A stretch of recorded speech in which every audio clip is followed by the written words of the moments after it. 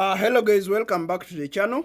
Today we are going to discuss why your farm is going to fail if you're intending to start a rabbit farm in 2024, or if you're already having a rabbit farm that you have established but you haven't broken through. This is why your rabbit farm is going to fail. So what you're looking at here is my rabbit setup. This kind of gives you an idea that what I'm going to be discussing in this video is something that I have seen happen, that I have practiced as a farmer, to know that for sure this is what you need to do for you to be able to survive a rabbit farm. So number one is going to be if you intend to start with local breeds. Guys, if your choice of rabbits is going to be the cheap local breeds, I tell you with no doubt that you are going to fail, and not only fail, but you're going to fail miserably. This is why I tell you like that. This is one of my rabbits. So let's come and look at this. This is what a purebred American chinchilla rabbit is going to look like. Just have a look. Just have a good look at how this rabbit is looking. Now tell me, if you were to sell a rabbit, let's say you had your local rabbit and this is what I'm bringing to the market, you as a new rabbit farmer, what would you prefer to buy regardless of the price? You're going to find that most serious farmers are going to choose breeds like this. That's why you find I normally get calls from people that I have 100 rabbits and I'm stuck. I don't have a market for them. I ask them, what kind of rabbits are you rearing? And most of the time, guys actually even don't know what kind of rabbits that they have. When you put in your time and actually move to this guy's farm, for you to realize that they just have dwarf rabbits, that even if you were to process the rabbits for meat, you can barely get a kg of meat. Now for that kind of venture, it means you are not going to be making any money. Remember guys, most of your market share is going to be coming from selling rabbit meat and then selling breeding rabbit to other farmers. This is what my male American chinchilla buck looks like. You can see what is common with it, similar with the female. You see that these are giant rabbits. So that said, brings me to the second point for today's discussion. The second point is going to be how you breed your rabbit. Now, I have a rabbit here which has a few bunnies. Sorry, one was falling out. This is a first time rabbit mother, but you see it has been able to keep its 4 bunnies until almost weaning age. Now, what mistake do new farmers do is that they breed rabbits which are very young. They breed rabbits which are as young as 4 months. And guys, when you do that, the issue is going to come that the young rabbits do not know how to take care of bunnies. That's why you're going to find that people are losing a lot of rabbits. The rabbits are eating feeds, but they are not giving you any value addition on the farm. That's going to be another problem that you will be battling with, and that will lead to your farm to fail. So what should you do? Allow your rabbits to grow up to a minimum of 6 months. For your does, for your bucks, let them be a little bit older than the females, at least 7-8 months old. That should be good. This is one of my Californias.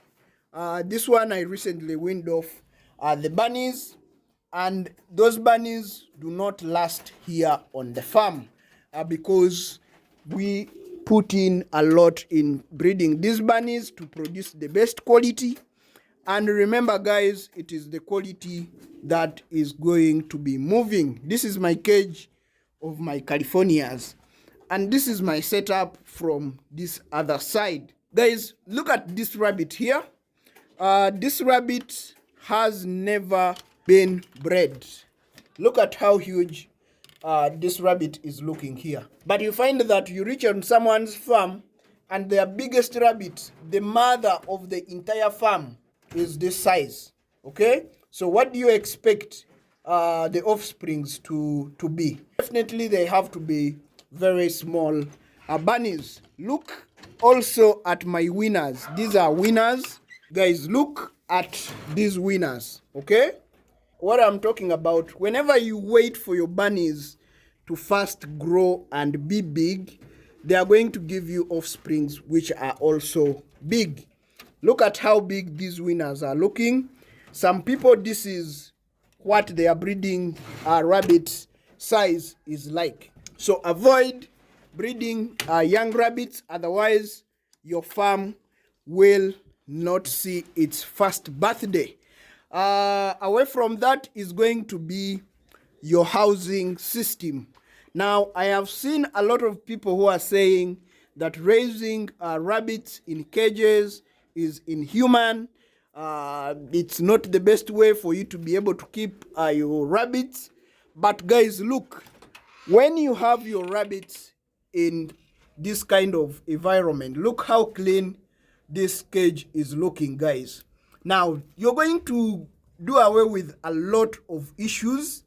One being that all the droppings and urine falls through, and you see how clean that rabbit is looking. So you don't have to deal a lot with cleaning your cages. So that also reduces on the time that you put in as a farmer to take care of your bunnies. The other thing is that now with this, the chances of your rabbits falling sick is going to be very low.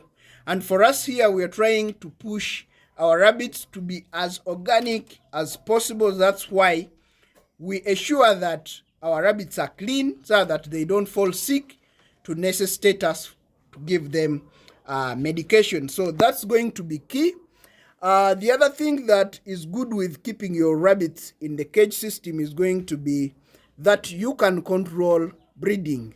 Every time I want this rabbit to be bred, I will go and bring it to the male cage, this is my male, and then I would have it bred for about 10-15 minutes. After that, I would take it back to its cage. Now, if you're having your rabbits in more or less like a colony setup, it means all the time your rabbits will be breeding. Now, the end result is not going to be okay because your rabbits are not being given time to rest so that they can give you big litters and big bunnies. The second thing is that your rabbits are going to be worn out very fast. Now, if you have your rabbits on a moderate breeding program, your mother rabbit will be able to take you about 5 years. Now, you tell me that after 5 years, you will have not benefited a lot from a single mother rabbit.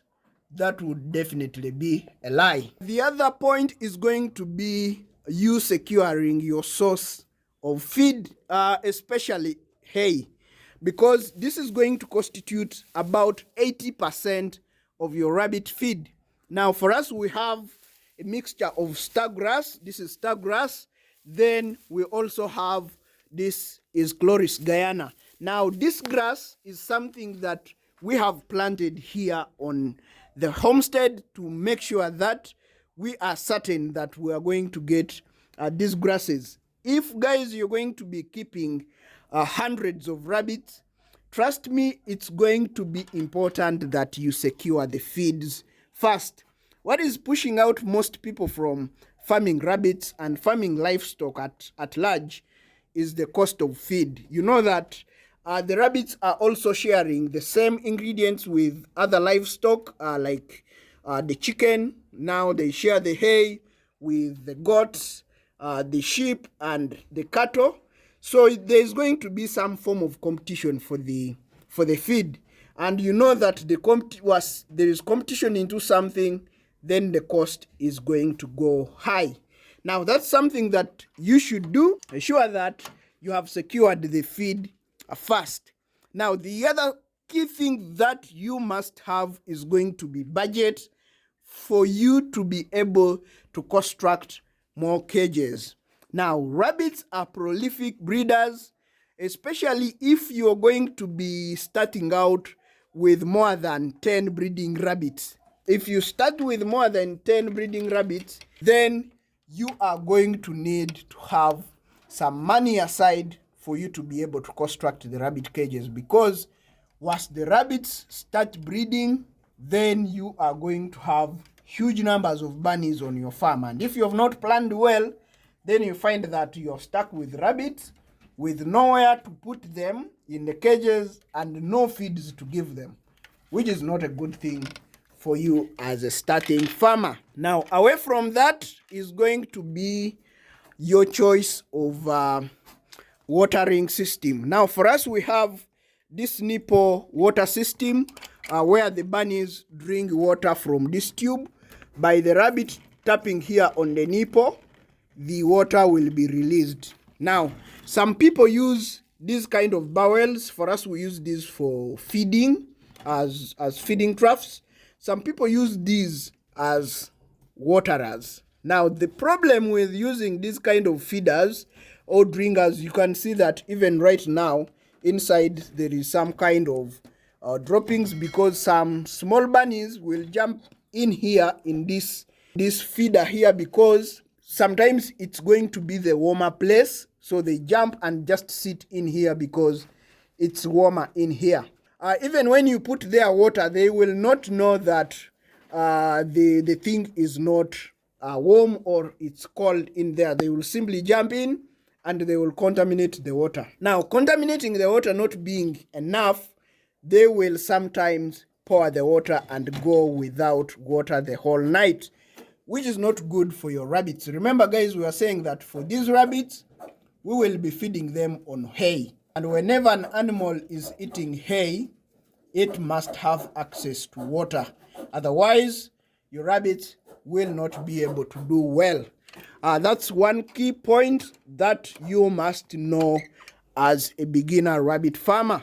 Now, the final thing that you must know as a beginner rabbit farmer for your farm to be able to live to its first birthday is you're going to need to have a first aid kit on your farm. Now, in our first aid kit, we have different forms of medicines for the most common diseases for rabbits. Now, the first common disease for rabbits is going to be flu. And for flu, you can have this Enrocure. I don't know whether my camera can focus very well. This is going to be the oral way to administer this kind of treatment for flu for your rabbits. And for the injectable, which we prefer here on the farm, is going to be this kind of medicine. Now, these are going to be very key, because you can hear even in the background, sometimes your rabbit will be sneezing, and this is going to be your savior for that. Remember, guys, most of the veterinary people don't have this kind of knowledge, or we don't have enough of them, at least in Africa where I am located. So you're going to need to literally become more or less your own vet for you to be able to survive. Now, the other thing that you're going to need is ivermectin. Ivermectin is going to be your go-to for any skin diseases, for mange, for ear mites. This is going to be your go-to medicine. The other thing is going to be pen strip. Pen strip is penicillin. Penicillin is an antibiotic, and also it can treat wounds. If your rabbit has been injured through fighting or something like that, you can administer this and your bunny should be well. Now, the other thing is Escalex. Escalex is going to be your dewormer for your bunnies. That's, you can create a routine for you to be able to deworm your rabbits. The other thing that you can also be doing to deworm your rabbits is to use the organic way of using leaves. These are leaves that are common in our vicinity. You can use the pawpaw leaf. The pawpaw leaf is going to be a very wonderful dewormer for you guys. So if you've watched the video this far, guys, please consider subscribing to the channel so that when we upload the next video, you are notified to come and watch with us and grow with us here on YouTube. If you have been wanting to start a farm and for some reason YouTube suggested to you this kind of video, you should be very happy that at least you're going to be getting this kind of information from someone who has done rabbit farming for at least 3 years. And we just started with only 8 bunnies. The bunnies were in this cage. This is our ever first cage to be built on the farm.